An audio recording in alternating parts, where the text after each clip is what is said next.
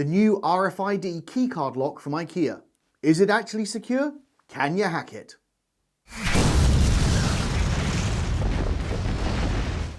So welcome back. So this is the IKEA Rothult RFID lock. It seems to be quite new. I've not seen them around for very long. I think they've been out for about 6 months maybe.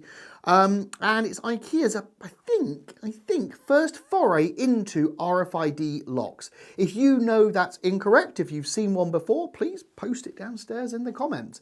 So what do you get in the box? Well, you get the device itself. You get some mounting things. So this will be bolted onto either the door jamb or onto the door itself, and it would allow you to lock it, etc.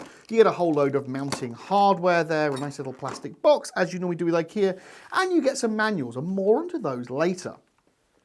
Now the construction of the device itself, it takes 3 AAAs in there. It seems to have some section here that maybe could be taken out if you undo those screws, and it seems to have, I'm going to say, it's definitely metal, but I'm going to reckon that's zinc right there. Now this is not a high security lock. It is made out of plastic, the body is made out of plastic, that is made out of zinc. The little catch thingy that they provide to you is just mild steel. So none of this is high security. It is not designed to be a high security thing. And more on that in a second. I mean, if you really wanted to, I suspect you could probably make this RFID unit here activate a button that then actually withdrew or moved a proper high security lock. And actually CyberGibbons on Twitter, who you should follow, did a really interesting series of communications under Pentest Partners guys talking about IoT locks. This isn't an IoT lock, but IoT locks, and how they have incredibly poor physical security.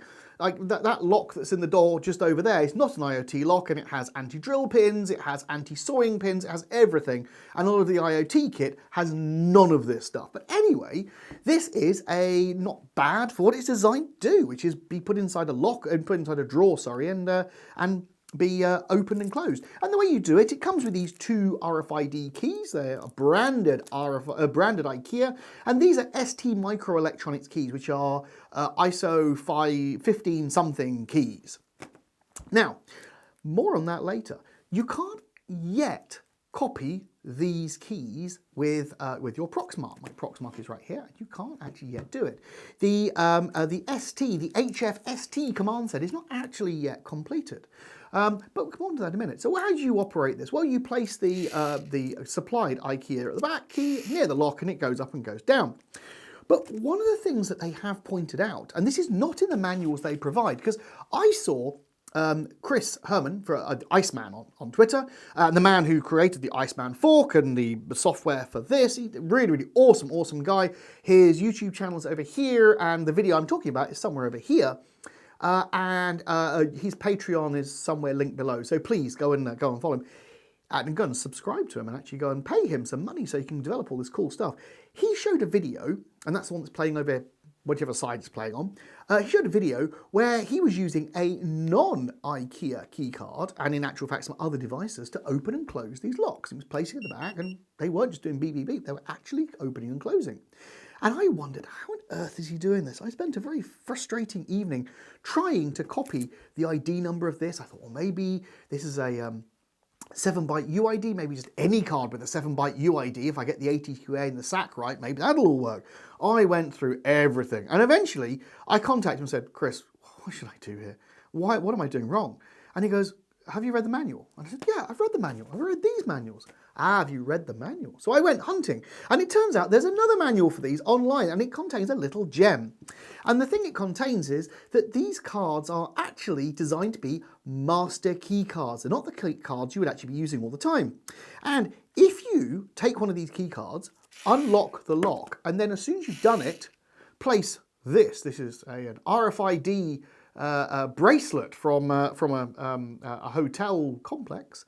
If you place one of these, or an RFID card, even one of these, straight on the back, as soon as you've actuated the lock using the IKEA branded card, the card will then, or the device will then, accept any MyFair card in any way, shape or form. sorry, will accept whichever MyFair card you put on it. So you can use any MyFair card against it. 4K or 1K doesn't seem to make any difference at all. It'll just accept any of them. Which then means you can do things like taking your Chameleon Tiny and you can go... Aha. Antenna placement is really quite critical on this. So you can make that... Come on. It does work on occasion. You saw it just work just then. Come on. You know you want to work. Take it away. Oh, this is what happens. This just shows I'm not editing. Anyway, it did just work just there. There we are, it worked. Took several attempts, but it did work. You can then use your Chameleon Tiny to actually activate one of these things as well.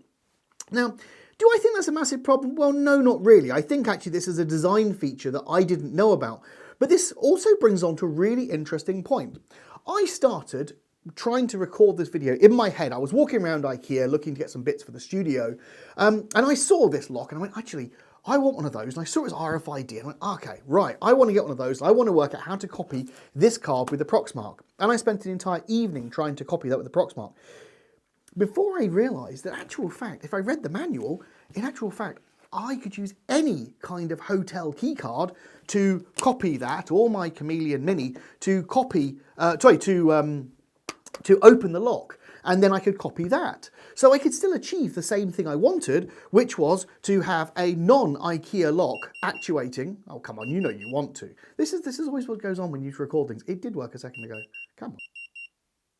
Ah, there we are. We'll just edit that bit, compress it up a little bit.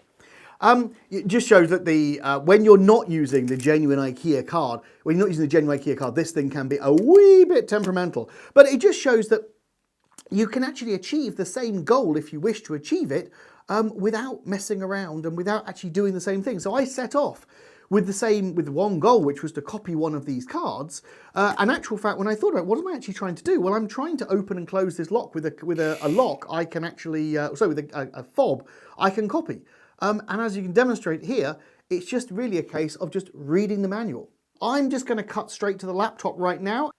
So here we're on the Proxmark, and here we're going to do a very, very quick HF search with the IKEA card loaded on top. So let's just do HF search and just see what comes up.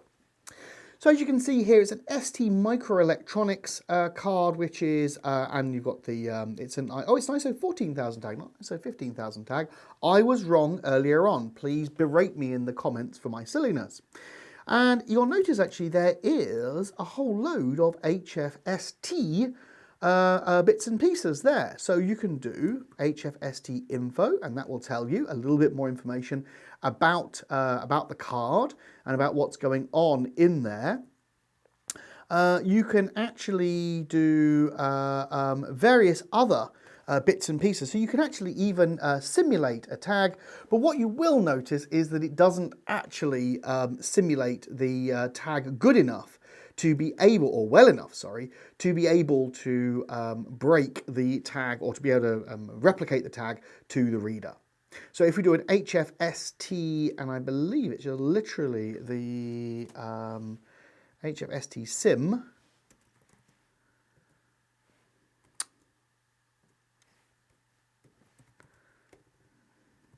get the help, sim u, okay. So that is actually now simulating the correct tag, and if I approach the reader, yeah, you can hear there, it isn't actually going to open it.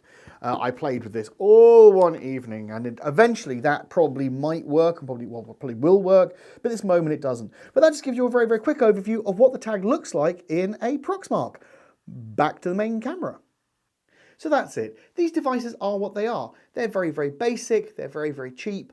IKEA, if you're watching, I hope you integrate some more of these kind of devices and put more RFID in your products. I don't think they're most secure devices, but they're £20, and so really, what can you expect?